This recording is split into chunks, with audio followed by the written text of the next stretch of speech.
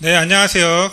노인양료 4주차 1교시 노인에게 부적절한 약물에 대해서 강의를 하겠습니다. 자, 먼저 연쇄 처방이라는 개념에 대해서 말씀을 드릴게요. 연쇄적으로 처방이 된다, 그거죠. 왜 연쇄적으로 처방이 되냐? 약물 부작용 때문에. 어떤 약을 처방을 했는데 그 약으로 인해서 어떤 부작용이 생깁니다. 그 부작용을 또 경감시켜주기 위해서 다른 약을 또 처방을 추가적으로 하는데, 추가로 한 약 때문에 부작용이 또 생겨요. 그래서 그 부작용을 또 해결하기 위해서 다른 약이 계속 추가됩니다. 그래서 약이 약을 부르는, 그래서 프리스크라이빙 캐스케이드, 연쇄적으로 계속 처방이 된다. 그래서 노인들은 먹는 약이 워낙 많기 때문에 약을 가능하면은 최대한 줄여서 먹는 약의 개수를 줄이는 게 좋은데, 약 때문에 약이 계속 늘어난다, 이런 개념이 바로 연쇄 처방입니다. 그래서 대표적인 예를 들어서 한번 보겠습니다. 관절염이 있어요. 노인의 관절염은 혈압, 당뇨, 고지혈증, 그 다음이 관절이에요. 그래서 아주 흔하게 많이 있는 질환인데, 관절염 때문에 엔세이드, 진통소염제가 예를 들어서 처방이 됐습니다. 진통소염제를 먹으면은 혈압이 좀 상승할 수 있어요. 약간 혈압이 무조건 상승하는 건 아니지만 일부 사람들은 상승할 수 있습니다. 왜냐하면은 신장에서 신장 그 혈관을 수축시켜서 신장으로 가는 그 배설, 소변량을 줄여가지고 부종이 생겨가지고 혈압이 올라갈 수 있죠. 그래서 부종이 생겼으니까, 혈압이 올라갔으니까 혈압을 낮추는 혈압약, 예를 들어서 칼슘 채널 차단제, 노바스크, 암로디핀, 이런 약들을 처방을 했습니다. 칼슘 채널 차단제의 대표적인 부작용 중에 하나가 바로 발목 부종이에요. 왜냐면은 이게 동맥벽의 혈관 확장제가 칼슘 채널 차단제인데, 동맥벽에 있는 칼슘 채널을 차단하면 거기만 근육이 이완되면서 확장이 되는 건데, 근데 동맥은 확장하고 정맥은 확장하지 않아요, 칼슘 채널 차단제가. 그러면 동맥만, 이렇게 다리 같은 경우 들어가는 거는 확장이 됐는데 나오는 거는 길이 그냥 그대로니까 병목 현상이 발생해서 특히 아래쪽에, 피가 쏠리는 아래쪽에 발목 부종이 가끔가다 생기는 경우가 있습니다. 우리 약국에도 그런 환자분들 몇 분 오셨어요. 그러면은 이게 원래는 발목 부종을 해결을 하려면은 칼슘 채널 차단제를 다른 약으로 바꾸든지 용량을 변경하든지 그런 식으로 해야 되는데, 그냥 다른 의사가 부은 것만 보고 이뇨제를 처방합니다. 예를 들어서 이뇨제를 처방하면 붓기가 빠지니까. 그래서 다이크로직 같은, 디히드로클로로치아지드 같은 치아지드계 이뇨제를 예를 들어서 썼습니다. 그 치아지드 이뇨제를 썼더니 요산 수치가 올라갈 수 있어요. 그래서 일부 이뇨제는 나트륨 농도를 내리고, 칼슘 농도를 내리는 게 있고 올리는 게 있고, 포타슘, 칼륨 농도도 내리는 게 있고 올라가는 게 있고, 그렇죠. 그런데 다이크로직, 치아지드 이뇨제 같은 경우에는 나트륨 농도 내리고, 칼륨 내리고, 칼슘은 올리고, 그 다음에 요산 수치는 올립니다. 나중에 다 할 거지만 어쨌건 요산 수치가 올라갈 수가 있어요. 요산 수치가 올라가다 보니까 통풍이 생기는 거죠. 통풍 발작이 나타났다든지, 예를 들어서 그러면 통풍약을 또 처방을 합니다. 알로프리놀 같은 통풍약을 처방했더니 그 부작용으로 소화불량이라든지 아니면은 머리에 혼란을 느낀다든지, 이런 식으로 약이 계속 늘어난다. 그게 연쇄 처방의 개념인데, 이제 중요한 거는 이제 수학 공식이 중요합니다. 그래서 대표적인 연쇄 처방의 예가 있어요. 이미 공식이 나와 있습니다. 가장 흔한 거, 가장 대표적인 거, 그런 것들이 다 연구가 되어 있기 때문에 가장 흔한 것들을 좀 외워주실 필요가 있어요. 그래서 최대한 많이 외워서 얼마만큼 외웠나가 시험 점수에, 서술형에 이렇게 될 수가 있습니다. 자, 연쇄 처방의 예를 기억나는 대로 쓰시오. 이렇게 하면은, 예를 들어서 이거 간단하게 요점만 적으시면 돼요. 진통소염제 엔세이드, 혈압이 상승할 수 있어요. 그래서 고혈압 약을 새로 시작하든지, 아니면 기존 고혈압 약을 드시는 분이 고혈압 약을 더 용량을 올린다, 아니면 더 약을 추가한다, 이렇게 추가할 수가 있습니다. 엔세이드로 위장출혈이 발생할 수가 있습니다. 일부 사람이죠.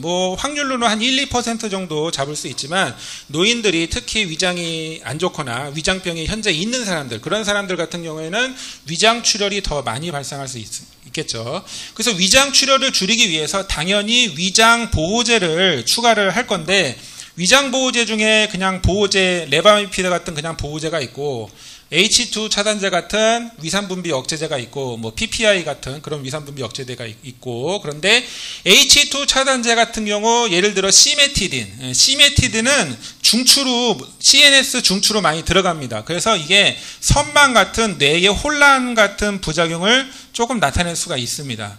물론 다 나타내는 건 아니고, 특히나 여기에 취약한 좀 건강이 좀 안 좋으신 그런 분들한테 더 발생하겠죠. 건강이 좋으신 분들은 거의 발생을 안 하고, 그래서 만약에 선망이 발생을 했어요. 그게 시메티딘 때문에, 그러면 선망을 해결하기 위해서 할로페리돌 주사를 놓을 수도 있습니다.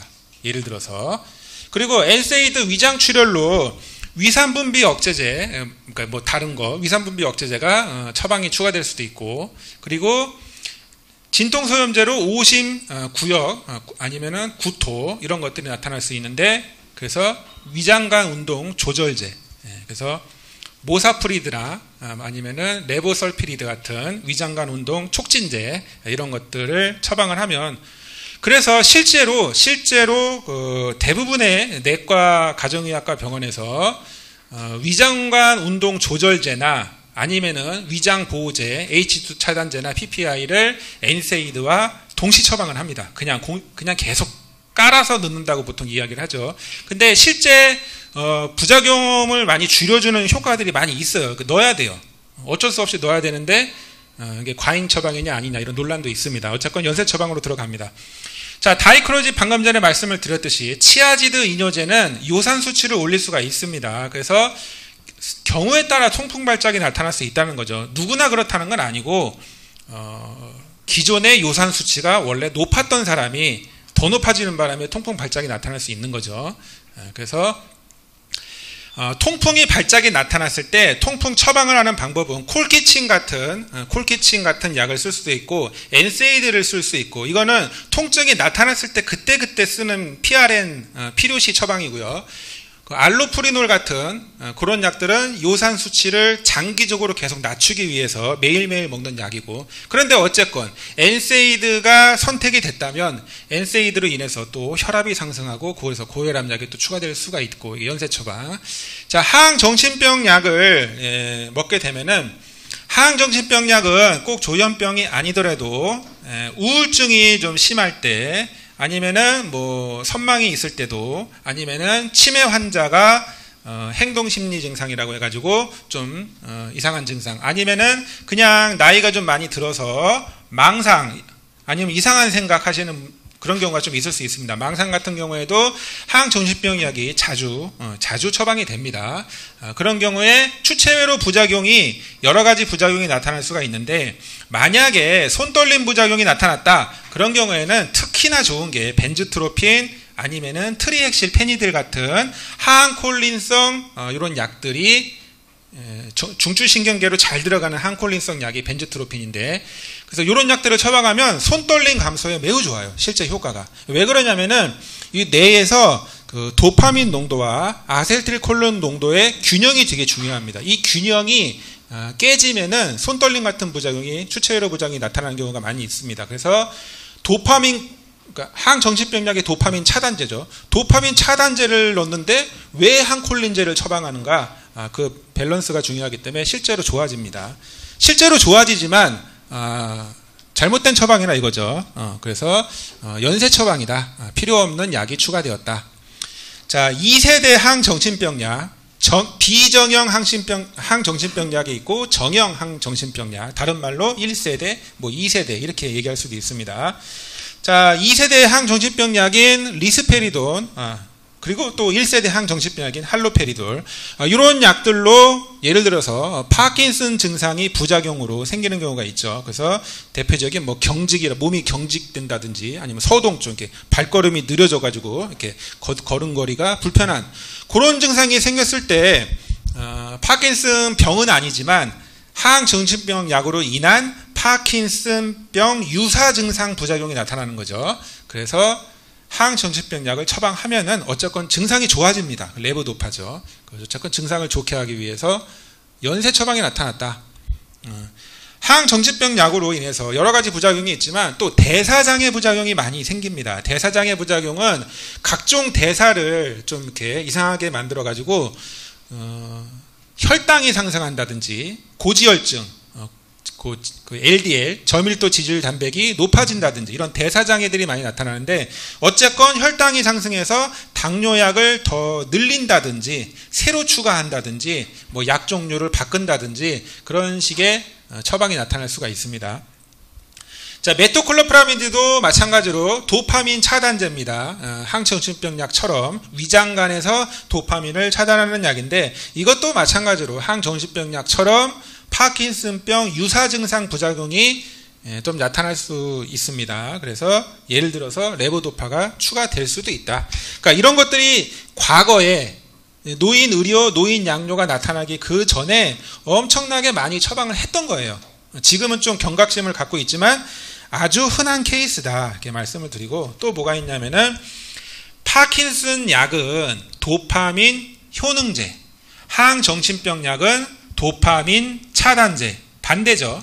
그래서 도파민 차단제인 항정신병 약을 복용하면 파킨슨 증상이 악화가 되는 거고, 파킨슨 약인 도파민 효능제나 도파민 유사 이런 약물들을 투여했을 경우에는 반대로 사이코 증세가 나타날 수 있는 거예요. 이 사이코 정신병 증세, 사이코 증세가 대표적인 게 환각, 뭐 망상, 뭐 이런 여러 가지, 그리고 선망, 동요, 초조. 초조에는 어떤 폭력도 포함이 됩니다. 어떻게 막 이렇게 막 신경질이 나거나 폭력을 행사하거나 아니면은 무슨 도박, 중독, 뭐 이런 증상들이 나타날 수 있습니다. 그래서 항정신병 약을 처방할 수 있는, 서로 반대되는 약이니까 이렇게 추가가 될 수도 있다. SSRI 항우울제, 세로토닌을 보충해주는 약, 어쨌건. 그런데 이게 저나트륨 유사 증상을 나타낼 수 있어요. 그래서 SIADH가 가성 항이뇨 호르몬, 부적절 항이뇨 호르몬 분비 증후군인데, 실제로 그 항이뇨 호르몬을 분비를 부적절하게 늘리는 거죠. 무조건 늘리는 게 아니라 좀 이렇게 간접적으로 이상한 메커니즘으로 그렇게 유사 증상이 나타날 수 있다. 항이뇨 호르몬이 많이 나오는 것처럼 유사 부작용이 나타날 수 있는데, 그렇게 되면은 항이뇨, 소변을 안 나오게 한다. 그게 많이 늘어난다. 그 얘기는 무슨 얘기냐? 수분이 많이 늘어난다거든요. 그러니까 이뇨가 안 되니까. 그러면은 우리 혈액의 수분량이 늘어납니다. 그러면은 물 탔죠. 혈액에 물을 탔어요. 그럼 어떻게 되죠? 나트륨 농도가 올라가요, 내려가요? 물 탔으니까. 내려가죠. 자, 나트륨 농도가 되게 중요한 게 뭐냐면은, 소금을 많이 먹으면은 혈압이 올라가고 뭐 신장에도 안 좋고 여러 가지 안 좋아요. 소금을 너무 안 먹으면, 저나트륨 혈증이면 어떻게 되죠? 어지럽습니다. 이거 외워야 돼요. 이거는 되게 어지러워요. 그래서 저나트륨 혈증은 어지럽기 때문에 또 넘어질 수 있는 건데, 결론, 항우울제 SSRI를 먹었더니 어지러워요. 네, 그게 SI, 저나트륨 혈증입니다. 어지러운데 이 어지러움을 해결하기 위해서 그 항이뇨 호르몬이 지금 바소프레신을 의미하는 건데, 이 바소프레신의 영향력을 감소시켜주는 데메클로사이클린이라는 약이 있습니다. 그게 미국에서는 많이 처방하고 우리나라에서는 별로 안 쓰는 약이지만, 어쨌건 이 약을 만약에 쓰게 되면 실제 어지러움이 줄어듭니다. 기가 막힌 약이죠. 그러나 부적절한 약이다. 이거는 SSRI를 바꿔야 된다. 그 원인을 바꿔야지 그 부작용을 해결하기 위해서 해결약제를 추가할 게 아니다. 그런 이야기입니다. 자, 감기약 중에서 여러 가지 약이 있습니다. 기침약도 있고 콧물약도 있고, 비충혈 제거제인, 혈관 수축제인 시우도에페드린을 썼을 경우에 혈관이 수축되면서 또 알파 차단 뭐 이렇게 하면서 어쨌건 방광에 요저류를 나타낼 수 있습니다. 요도를 수축시켜서. 그래서 요도를 확장시키는 알파 효능제인, 슈도에페드린이 알파 효능제니까 알파 차단제인 독사조신을 처방을 추가할 수가 있다. 소변이 안 나오기 때문에. 결론, 그래서 감기약은 특히 코막힘약, 비충혈 제거제는 소변이 안 나올 수 있다. 자, 치매약, 도네페질. 이거는 이제 콜린성 약이 있고 항콜린성 약이 있죠. 그렇죠. 항콜린성 약이 문제인데 그 반대인 아세틸콜린 에스트라제를 차단을 해서 결론적으로 아세틸콜린을 증가시키는, 그러니까 콜린성 약은 요실금을 유발할 수 있습니다. 그래서 항콜린제가 소변을 안 나오게 하고 반대로 콜린제는 소변을 나오게 합니다. 그러면 치매 같은 경우에는 치매라는 질병 자체가 뇌 기능이 점점 망가지기 시작하면은 소변 보는 것도 문제가 생겨서 요실금이 많이 생겨요. 치매도 요실금을 악화시키고 치매 약도 요실금을 악화시킵니다. 그런 상황이죠. 그래서 어쨌건 요실금 약을 추가를 하게 되죠. 자, 치매약 도네페질로 인해서 오심설사, 이 치매약 도네페질의 가장 큰 문제점은 이게 콜린성 약이죠. 어쨌건 구역구토를 좀 더, 그리고 설사를, 자, 우리 그 베탈 설사약 뭐 부스코판이라는 성분 이름 다 아시죠? 스코폴라민 제형인데 그게 무슨 약이냐? 항콜린제죠. 항콜린제는 지사제, 복통, 이렇게 장 운동을 좀 진정시켜주는 게 항콜린제인데, 반대로 그 반대인 콜린성 약은 장 운동을 촉진시키겠죠. 그래서 설사를 일으킬 수가 있고, 또 위에서는 위장이나 식도 이런 데에서는 또 구역질 구토 같은 느낌을 들게 할 수 있습니다. 그래서 어쨌건 도네페질로 인해서 설사나 이런 것들이 나타나면 그 설사를 조절하기 위한, 괜찮게 해주기 위한 위장간 운동 조절제가 처방이 추가될 수가 있습니다. 자, 마약류 진통제는 변비를 주로 일으킬 수 있습니다. 변비가 매우 심해요. 자, 장에도 뮤나 카파 이런 게 그 마약류 수용체죠. 그 카파 수용체가 있어요. 그래서 그 포리부틴, 트리메부틴 이런 게 그 마약류 수용체에 작용하는 위장간 운동 조절제거든요. 어쨌건 마약류 진통제는 변비를 일으킨다. 자, 항혈소판제, 위장 출혈이 나타날 수 있죠. 왜냐하면은 그 혈액 응고를 억제하니까. 그래서 PPI 위산분비 억제제가 처방이 추가될 수 있습니다. 항생제는 나쁜 장에 있는 나쁜 균도 죽이지만 좋은 유산균도 다 죽입니다. 그래서 항생제가, 특히 독한 항생제 같은 경우에는 좋은 유산균이 다 죽으니까 그러면 경쟁자가 없어진 거예요. 이 나쁜 균도 없어졌고 좋은 균도 다 없어졌어요. 예를 들어서 우리 장에. 그러면은 그때 기회를 틈타서 막 천적이 없으니까 늘어날 수 있는 애들이 있겠죠. 그래서 이상한 클로스트리디움 디피실 이런 유해균이 확 증가를 할 수 있습니다. 그 기회를 틈타서. 그래서 클로스트리디움 감염 설사가 예를 들어서 항생제로 인해서 나타나면은 이 클로스트리디움 디피실 감염을 잡기 위한 특효약이 뭐냐? 메트로니다졸이에요.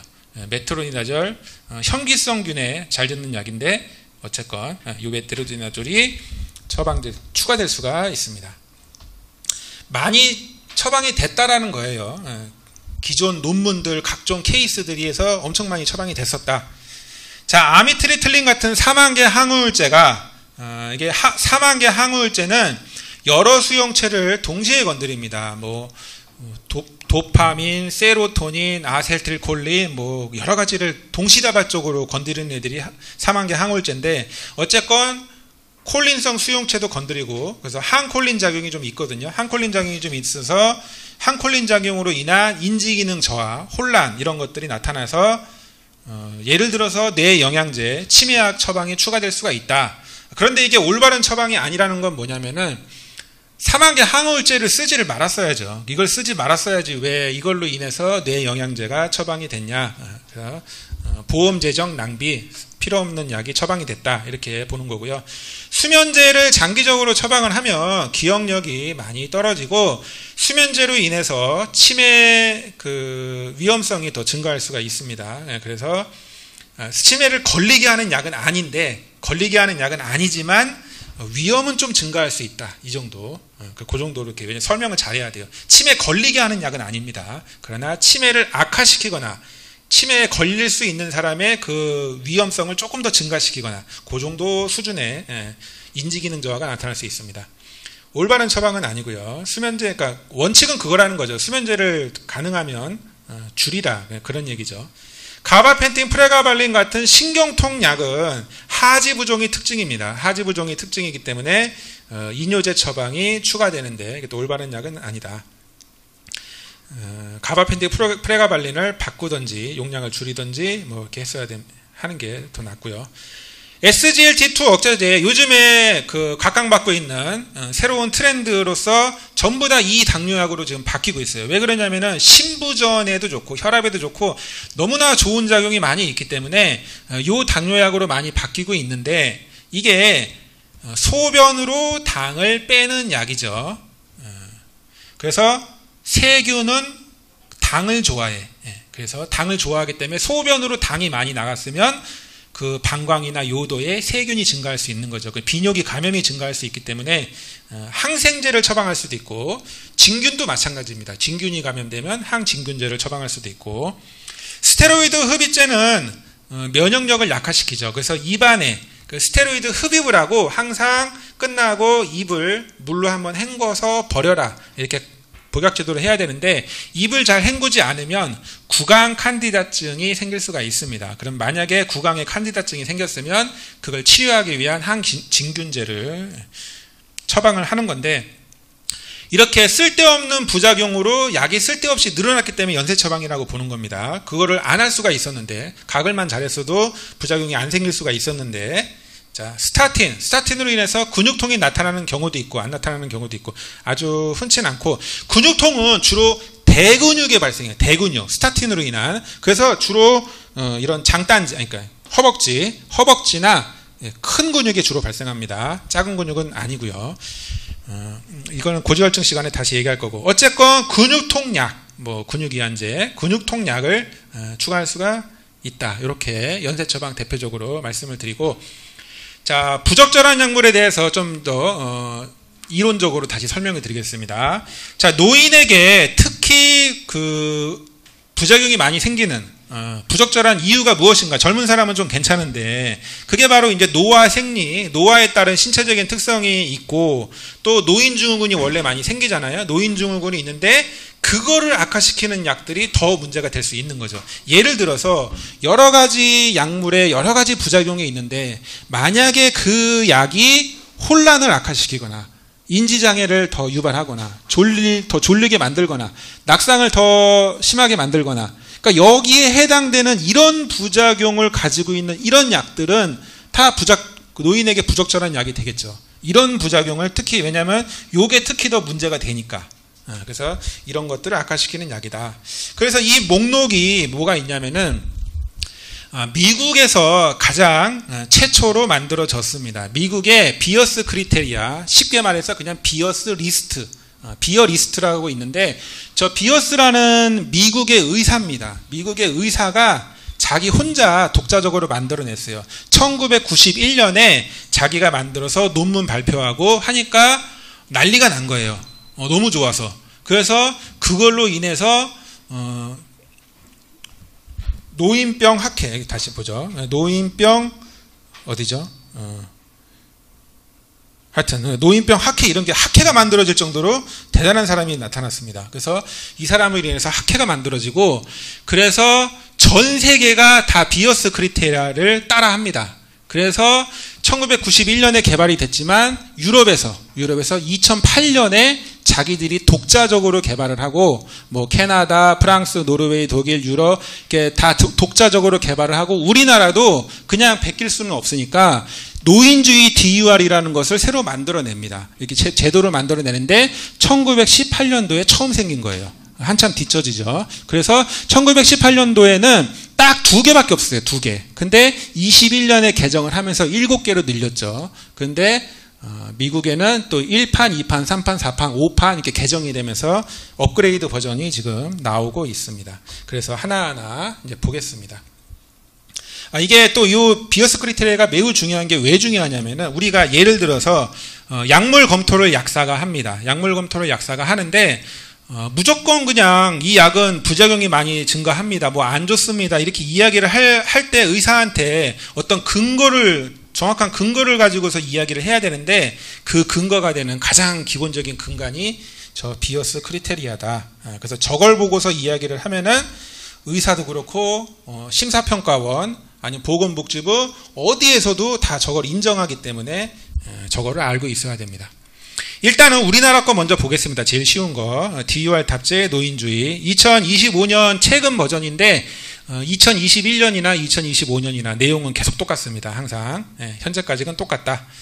자, 사망계 항우울제가 리스트에 최초로 들어갔습니다. 처음에 할 때 딱 두 개가 뭐였냐면은 사망계 항우울제하고 벤조디아제핀 신경안정제 딱 두 개였어요. 이게 왜 그러냐면은 사망계 항우울제는 여러 가지 수용체를 많이 건드리는데 세 가지 기립성 저혈압, 비틀거림 낙상, 항콜린 부작용 이 세 가지가 아주 걱정이 되기 때문에 노인에게 안 좋다. 그런데 아미트리틀린 저 두 번째 신경통약 상품명 뭐 에트라빌 이런 거 있었습니다. 이게 왜 그러냐면은 이게 통증에 그래도 잘 들어요. 그리고 노인 우울증에도 잘 듣고 이게 수면제 역할도 합니다. 그래서 자기 전에 고용량 25ml가 있고 저용량 10ml가 있고 아주 저용량 5ml 이렇게 있는데 아주 저용량으로 그냥 잠자기 전에 하나 처방하면은 노인분이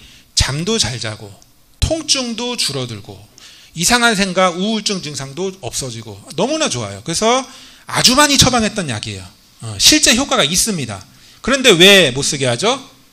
기립성 저혈압, 비틀거려 넘어지고 항콜린 부작용이 뭐냐면은 인지기능 저하, 선망 악화, 입이 마르고 배뇨곤란, 소변이 마르고 변비, 대변도 마르고 안구 건조도 있고 그렇게 이제 마르는 부작용이 많이 나타나기 때문에 이제 안 좋은 약이 되는 거고 그래서 아미트리틀린을 쓰지 말고 우울증에는 이제 우울증 약을, 통증에는 통증 약을, 수면에는 수면에 도움이 되는 약을 이렇게 쓰라는 걸로 바뀌고 지금 많이 처방이 감소하는 추세고 이 사망계 항우울제 이름만 보면 무슨 약인지를 모르시는 기존의 약사님들, 현장에 계시는 약사님들도 많기 때문에 제가 가져와서 말씀을 드리면 이미프라민이라는 약은 야뇨증 약이에요. 항콜린이 주요 효과가 있는 거고 아미트리틀린은 이게 신경통에 가장 한 가지만 골라라 그러면 신경통입니다. 통증에 좋아요. 왜?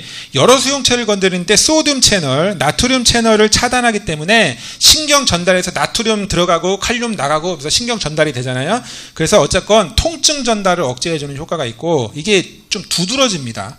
노르트리틀린 같은 경우에는 정신과에서 많이 처방하는데 통증, 편두통에도 되게 좋고 공황장애, 특히 공황장애 이런 증상에 매우 좋습니다. 불안증에. 노르에피네프린 쪽으로 많이 해주는, 차단해주는 경향이 좀 있습니다.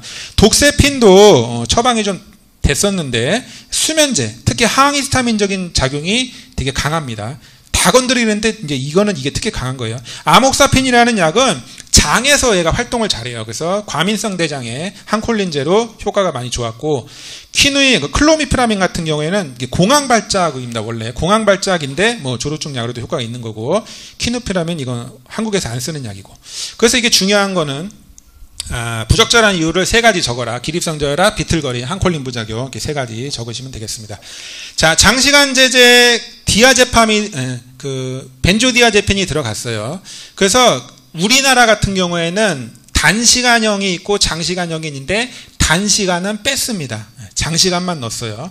왜냐면은 이제 반발이 심해가지고 두 개 다 집어넣으니까 하도 뭐라고 해가지고 그럼 반만 집어넣겠다 해서 설정을 했습니다. 주요 타겟은 디아제팜이에요.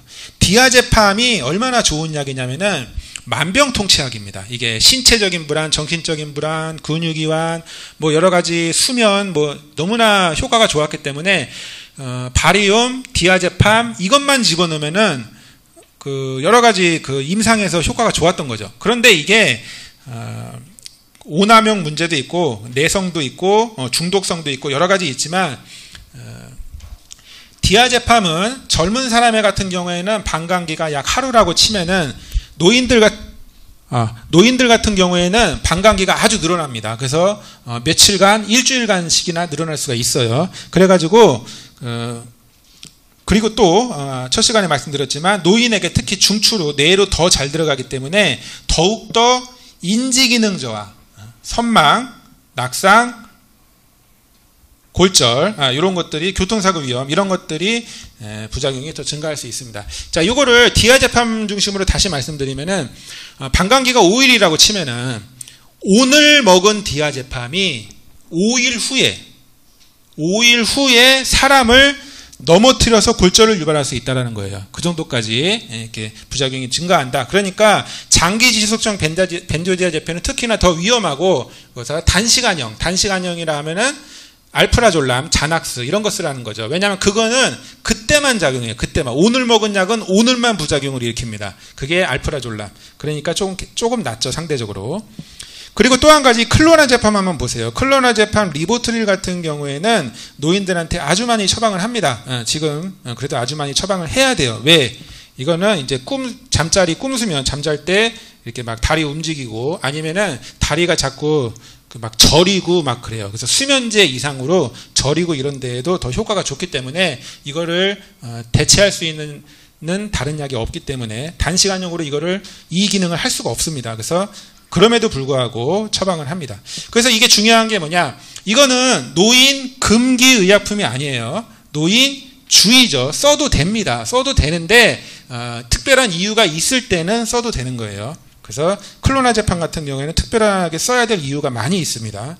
디아제팜은 이유가 없고요. 그래서 다른 약으로 대체가 되고 있고, 자, 항콜린성 약이 들어갔습니다. 항콜린성 약이 추가가 됐는데 여기서 항콜린성 약은 항히스타민제, 알레르기약, 콧물약, 그 중간에 진경제, 장에서 진경제, 그리고 요실금약, 크게 세 가지죠. 요실금약 이런 약들이 종류가 여러 가지가 있죠. 항콜린성 요실금약이 있고 베타 효능제 요실금약이 있고, 어쨌건 항콜린성 약으로 요실금약이나 알레르기약이나 진경제로 선택을 하게 되면 항콜린 부작용이 너무나 심하다, 너무 잘 나타날 수 있기 때문에 뭐죠? 인지기능 저하, 선망 악화, 구갈, 배뇨곤란, 변비가 나타나기 쉽고, 그리고 과진정, 너무 졸리고 뇌기능 방해, 똘똘하지 못하게 하기 때문에 낙상, 골절이 나타나기 쉬우므로 추천하지 않는다, 이렇게 돼 있고, 이 항콜린성 약은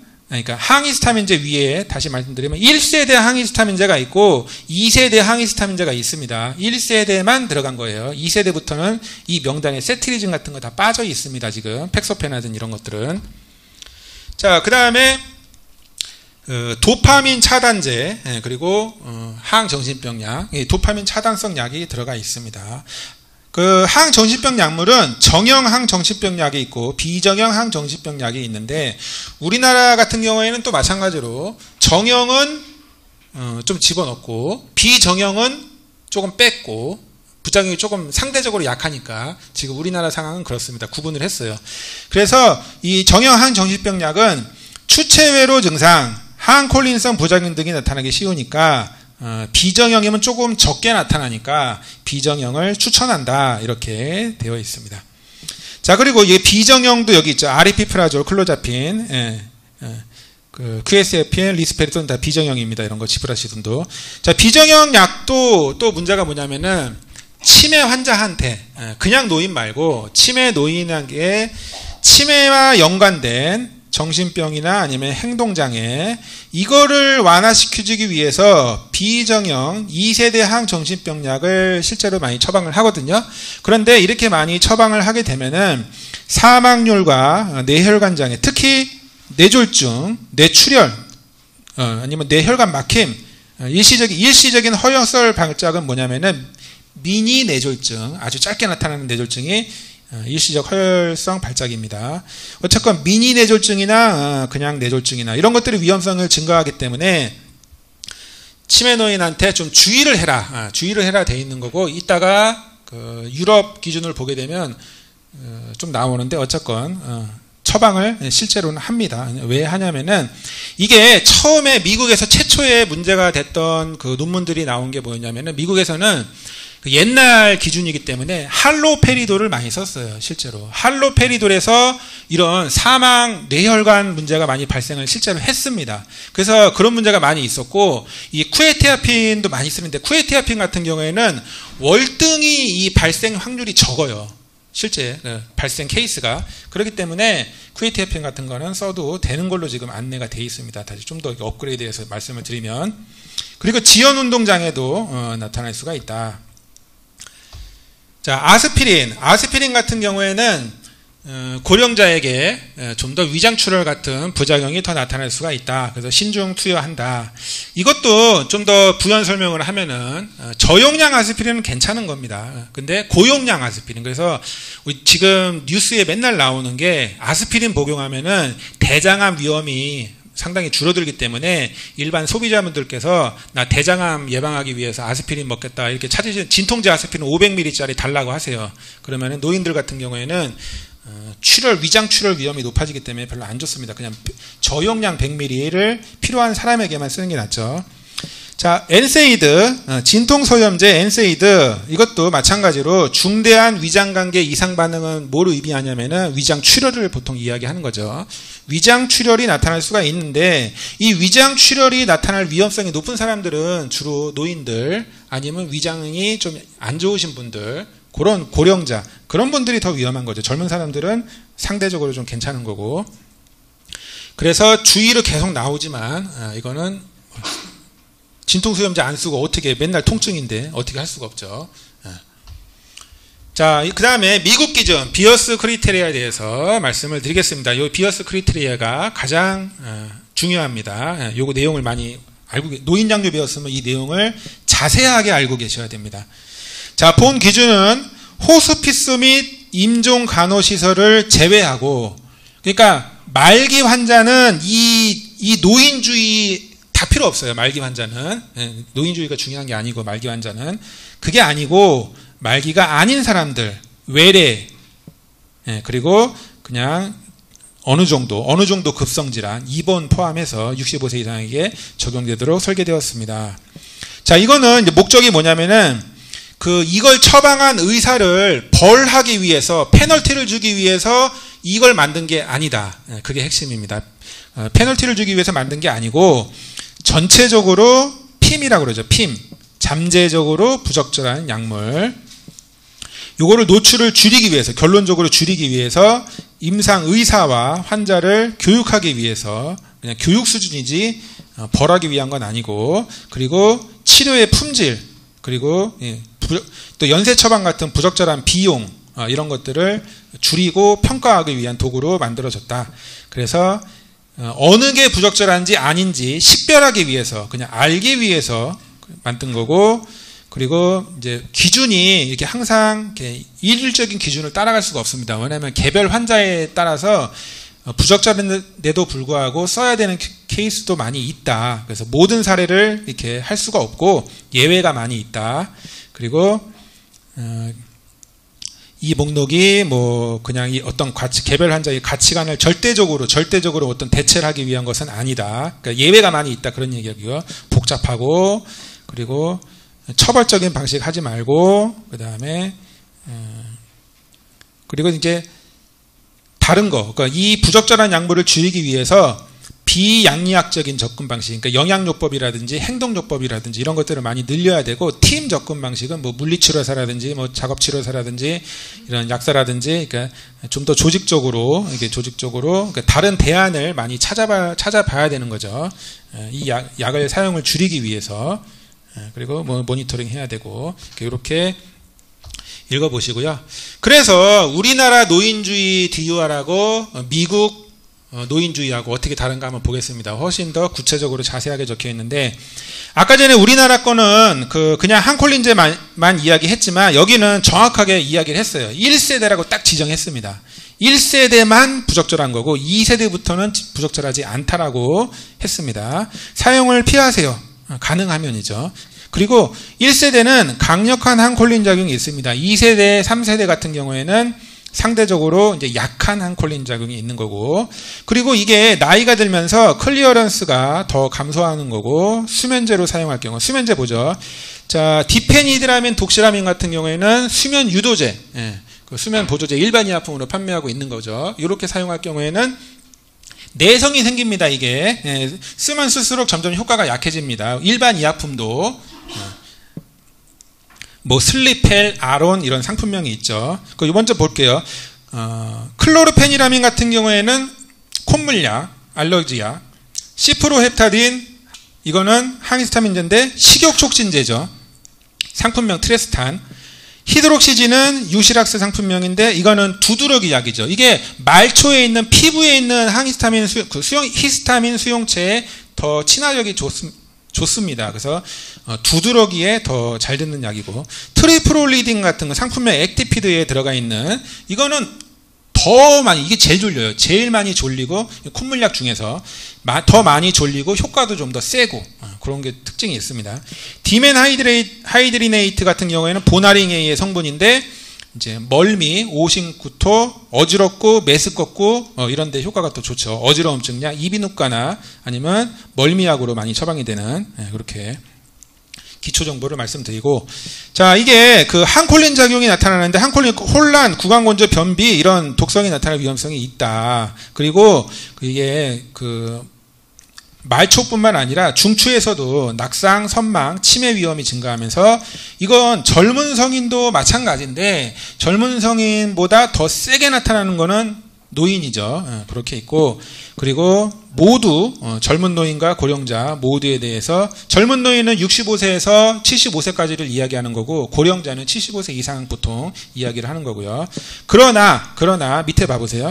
급성 치료와 같은 이런 심각한 상황에서는 적절할 수 있다 이렇게 돼 있는 거예요. 예외가 항상 있습니다. 왜냐하면은 1세대를 무조건 쓰지 말라는 게 아니에요. 그러니까 심하면 1세대 쓰는데 이게 주의약물이니까 최대한 단기간 3일만 아니면은 뭐 5일만 이렇게 감기가 있을 때 그때만 쓰고, 가능하면은 급성기가 끝나면 조금 괜찮아지면 조금 괜찮은 2세대로 변경을 할 필요가 있다. 이 정도로 해석하시면 됩니다.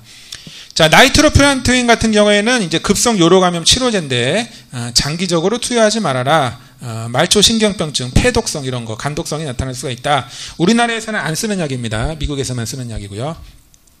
아스피린. 자, 아스피린을 1차 심혈관 예방 목적으로 사용하지 말아라 이렇게 되어 있습니다. 무슨 얘기냐? 아스피린 100ml 이야기하는 거예요. 저용량 이야기하는 건데 심혈관 질환의 1차 예방을 위해서 쓰지 말아라. 이거는 아무 걱정이 없는데 그냥 예방 위해서 쓰지 말라는 거예요. 그래서 야, 아스피린 먹으면은 뭐 혈액순환도 좋고 대장암도 예방되고 뭐 혈관 마중에 막히는 거, 협심증이나 뭐 심장 마비 이런 거 다 막아주니까 나 아스피린 먹을래요, 주세요 이렇게 딱 한단 말이죠. 그러면은 이제 의사가 진료를 합니다. 그 뭐 혈압이나 아니면은 뭐 심부전, 뭐 협심증, 뭐 기존에 아니면은 고지혈증 이런 거 봐가지고 별거 없는 사람이에요. 그런 경우에는 처방을 하지 말아라 써 있는 거죠. 왜 처방하지 마냐? 이게 위장 출혈 위험 아니면은 그냥 다른 출혈 위험, 그 뭐 코피, 그다음 피부에 멍들고 뭐 여러 가지 출혈 위험이 고령일수록 현저히 증가하기 때문에 아스피린을 복용해야 될 사람들은 누구죠? 2차 예방. 2차 예방이라는 건 뭐냐? 기존에 심혈관 질환이 있는 사람들. 이게 그 차이입니다. 심혈관 질환이 있어야 그 2차적인 예방을 위해서, 협심증을 막기 위해서 아스피린을 쓰는 거지, 뇌졸중을 막기 위해서. 그냥 건강한 사람에게는 처방하지 않는다, 이렇게 하지 말아라 이렇게 돼 있는 겁니다. 권고사항이. 자, 와파린 같은 경우에는 와파린 무슨 약이에요? 아시죠? 배우셨나 안 배우셨나 이제 수준을 몰라서. 자, 와파린 같은 경우에는 이제 항응고제죠. 항응고제인데 이 DOAC, NOAC 새로운 항응고제, 다이렉트 항응고제하고 차이점이 뭐냐면은 다이렉트 항응고제는 한마디로 부작용이 적고 출혈 위험성도 적고, 와파린 같은 경우에는 출혈 위험성이 더 많고 그리고 용량 그 조절이 민감하고, 그래서 결론이 뭐냐? 와파린을 쓰지 말라고 돼 있어요. 뭐에? 비판막성 심방세동이 있게 되면 어떻게 되냐면은 그 부정맥, 심방세동이 부정맥 중에서 한 종류가 심방세동입니다. 심방세동이 있으면은 이게 심장이 이렇게 펌프질을 해야 되는데 펌프를 안 해요. 제대로 펌프 못 해요. 그럼 이 안에 있는 혈액이 어떻게 되냐면 고입니다. 쫙쫙 뽑아내야 되는데 이 혈액이 고이게 되면 심장 안에서 혈전이 생겨요. 피딱지가 그대로 생깁니다. 그래서 이 피딱지가 가만히 있다가 날아가서 어디로 날아가죠? 뇌로 날아갑니다. 뇌로 날아가서 뇌졸중 딱 막혀가지고 뇌졸중이 생기는 건데, 심방세동이 있으면은 혈전이 생길 거기 때문에 뇌졸중이 생겨서 사람이 쓰러질 거기 때문에 그걸 막기 위해서 와파린을 처방하면 됩니다. 그런데 와파린 쓰지 말고 DOAC, NOAC 새로운 항응고제를 쓰라는 거죠.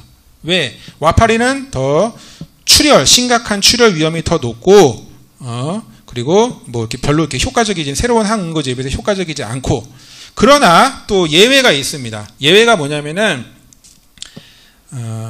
DOAC가 금기거나 사용에 상당한 장벽이 있는 경우. 무슨 얘기냐? 금기는 뭐냐면은 이제 콩팥 기능, 신장 기능. 새로운 항응고제는 콩팥 기능이 아주 안 좋은 사람한테는 쓸 수가 없어요. 그러나 와파린은 콩팥 기능이 아주 안 좋아도 다 쓸 수 있습니다. 자, 또 한 가지. 심장 판막, 인공 판막 수술을 한 사람들이 있어요. 판막에 질환이 있는 사람들은 새로운 항응고제를 쓸 수가 없습니다. 그런데 와파린만 써야 됩니다. 이렇게 예외적인 게 있다. 이제 그런 거 말씀드리고요. 리바록사반 상품명은 자렐토 있죠. 그래서 리바록사반이 있고 아픽사반, 엘리키스 상품명 아픽사반이 있습니다. 그래서 결론적으로 얘기를 하면은 이 심방세동이나 정맥혈전 색전증 치료를 위해서 장기적인 치료에 시작되는 용량이 있습니다. 그래서 한마디로 얘기하면 고용량인데, 리바록사반, 자렐토 같은 경우에는 15mg가 치료에 사용되는 용량입니다. 예방은 10mg나 아니면은 그보다 더 낮은 항혈소판적인 용량은 5mg 뭐 이런 게 있습니다. 그래서 15mg 고용량을 사용을 할 때는 출혈 위험이 리바록사반이 출혈 위험이 더 높기 때문에 아픽사반을 써라. 아픽사반이 훨씬 더 위험도가 적다. 그렇게 되어 있습니다. 그러나 또 예외가 또 있어요. 예외가 뭐냐면은 리바록사반 같은 경우에는 하루에 한 번 복용을 합니다. 아픽사반 같은 경우에는 하루에 2번 복용을 해야 돼요. 그래서 2번 복용은 힘들다. 하루에 한 번이, 왜냐면은 약을 지금 한 번도 먹기 힘든데 어떻게 2번씩이나 먹냐. 노인들이기 때문에. 그래서 하루 한 번 복용이 필요한 경우에는 리바록사반, 자렐토를 써도 되는 거예요. 하루 2번은 출혈 위험을 걱정하면 하루 2번임에도 불구하고 아픽사반, 엘리키스를 써야 되는 거고, 이렇게 예외가 항상 있다. 그리고 이제 중요한 게, 그래도 리바록사반이 와파린보다는 출혈 위험이 낮다. 그래서 결론적으로 다시 정리를 하면, 제일 출혈 위험이 높아서 쓰면 안 되는 거 와파린. 그 다음에 쓰면 안 되는 거 리바록사반 15mg. 그거보단 아픽사반이 더 안전하다. 근데 리바록사반, 자렐토를 실제 임상에서 제일 많이 쓰거든요. 왜 제일 많이 쓰냐? 그건 10mg. 10mg를 제일 많이 쓰는 거지 15mg를 많이 쓰는 게 아니에요. 그래서 용량에 따라서 15mg는 부적절한 약물이고 10mg는 아주 좋은 약이고, 이게 막 바뀝니다. 용량에 따라서. 상세하게 이야기를 하는 거예요, 지금.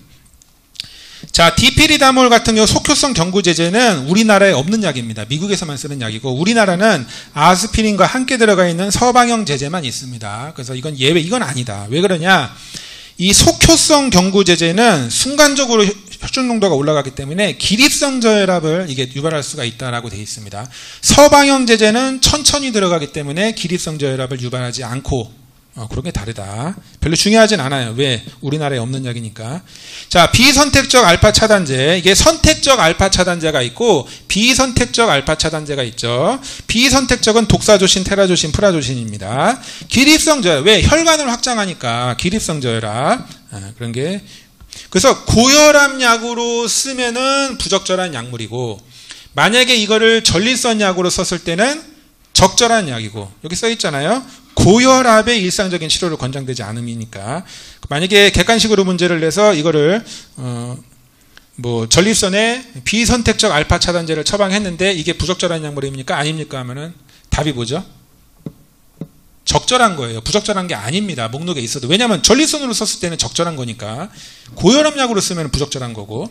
자, 중출성 알파 효능제는 노인에게 부작용 위험이, 서맥 및 기립성 저혈압 위험이 높기 때문에 중추성 쓰지 말고 그냥 다른 거 써라. 니페디핀 속효성 제제가 있고 서방형 제제가 있습니다. 아달라트 상품명인데 속효성 제제는 지금 뭐 거의 뭐 유통이 안 돼요. 지금 아예 나오지도 않습니다. 왜? 순간적으로 이게 그 혈중 농도가 올라가면은 순간적인 저혈압, 순간적인 심근 허혈 이런 위험이 있기 때문에 안 좋은 약이라서 실제 서방형 제제만 아달라트 오로스만 유통이 되고 있습니다. 아미오다론 부정맥약인데 이 부정맥약 중에 아미오다론, 드로네다론은 쉽게 이야기하면은 센 약입니다. 센 약이고 부작용이 많은 약이고 그래서 여기 보시면은 1차 치료법으로 사용하지 마세요 이렇게 돼 있거든요. 근데 1차 치료법인데 1차는 이제 1차 선택약이라는 것을 의미하고요.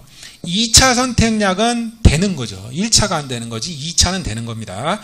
2차는 왜 2차냐? 차선책으로 쓰는 건데 환자에게 심각한 자심실 비대가 있으면 그래서 이 신부전이 자심실 비대가 있는 신부전이 있고 비대가 없는 그냥 박출량만 감소되는 그런 신부전이 있습니다. 그래서 비대가 있으면 적절한 거고 비대가 없으면 부적절한 거고 이렇게 세부적으로 나뉜다. 독성이 왜냐하면 얘는 독성이 더 강해요. 부작용이 더 셉니다. 그래서 결론적으로 이야기를 하면은 1차적으로 쓰는 뭐 템보코 뭐 상품명은 템보코 그다음에 리트모노 뭐 이런 상품명이 있는데 그게 1차로 쓰는 부정맥약이 있고 얘는 2차로 쓰는 부정맥약이다. 왜? 부작용이 심하니까. 그리고 드로네다론 같은 경우에는 아미오다론의 대항마라고 이야기합니다. 아미오다론을 쓰지 않을 경우에 드로네다론을 쓰면은 이런 역할을 할 수 있다. 이렇게 또 광고를 하고 있는 약이에요. 근데 이것도 마찬가지로 부작용이 센 약이다. 그래서 중증 한마디로 중증인 경우에만 쓰고 증상이 덜한 그래서 덜한 그 박출률 보존 이건 R이 리저브 보존 신부전 환자한테는 쓰지 말아라 이렇게 돼 있습니다. 그래서 이렇게 돼 있고 그 다음에 디곡신까지 하고 휴식을 하겠습니다. 자, 디곡신 같은 경우에는 신부전에도 처방이 되는 거고 심방세동에도 처방이 되는 겁니다. 옛날에는 그런 특히 신부전, 그러니까 강심제라고 우리가 외웠죠. 강심제, 심장을 강하게 튼튼하게 박출률을 높이는 더 세게 뛰게 만드는 아주 좋은 약이 디곡신이었기 때문에 과거에 디곡신을 1차 선택약, 1차 치료제로 많이 썼습니다. 그러나 노인들 같은 경우에는 이 디곡신의 부작용이 너무나 심한 경우가 많고 또 독성까지 고용량으로 독성까지 증가하는 경우가 많기 때문에 디곡신은 지금 1차 선택약, 2차 선택약, 3차 선택약으로 3차까지도 쭉 떨어져 있는 상황이에요. 그래서 디곡신을 안 쓰는 의사가 약을 잘 쓰는 의사고 디곡신을 만약에 쓰더라도 0.125mg가 반알이에요. 결론적으로 이게 반알만 써야 되지 하나를 썼다가는 노인들한테 부작용이 너무나 많다. 그렇게 또 이제 신장 배설이 또 노인들 같은 경우에는 더욱더 신장 콩팥 배설이 감소가 되는 경우가 많기 때문에 독성 위험이 더 증가된다. 그리고 신장 기능이 더 안 좋은 사람들은 용량을 더 줄여야 된다. 이게 포인트입니다. 자, 여기까지 하고 잠시 쉬었다가 다시 강의를 이어가도록 하겠습니다.